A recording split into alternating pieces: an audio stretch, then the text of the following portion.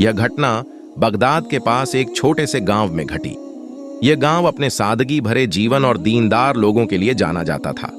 गांव का इमाम शेख अब्दुल अपनी धार्मिक विद्वता और नेक व्यवहार के लिए मशहूर था।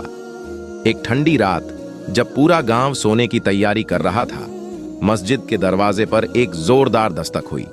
शेख अब्दुल ने चौंकते हुए दरवाजा खोला। बाहर एक अजनबी खड़ा था।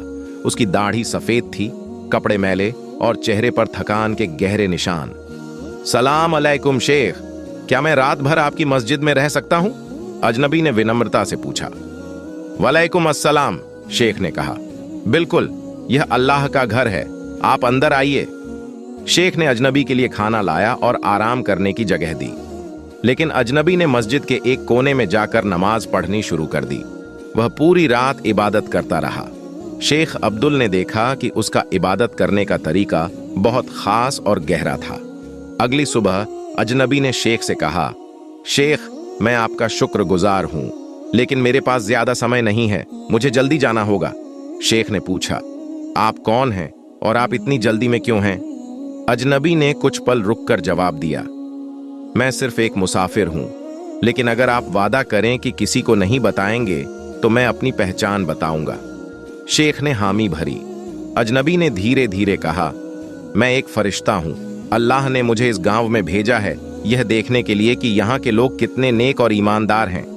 मैंने देखा कि आप सभी दीनदार हैं, लेकिन अल्लाह का संदेश है कि इस गांव में 3 दिन बाद एक बड़ी आजमाइश आने वाली है। यह सुनकर शेख अब्दुल के होश उड़ गए। उसने पूछा, क्या हम इससे बच सकते हैं? अजनबी ने जवाब दिया, सिर्फ अल्लाह से दुआ करो और एकता बनाए रखो। जो सब्र करेगा वही बच पाएगा। इतना कहकर अजनबी गायब हो गया। शेख अब्दुल ने किसी को भी फरिश्ते की बात नहीं बताई, लेकिन पूरे गांव को अल्लाह से दुआ करने और नेक अमल करने की सलाह दी। 3 दिन बाद एक भयानक तूफान आया। गांव में कई मकान तबाह हो गए, लेकिन कोई इंसानी जान नहीं गई। गांव के लोग समझ गए कि यह अल्लाह की आजमाइश थी और उनके सब्र और दुआओं ने उन्हें बचा लिया। तब से यह गांव और ज्यादा दीनदार हो गया और शेख अब्दुल ने हमेशा इस घटना को याद रखकर अल्लाह की नेमतों का शुक्र अदा किया।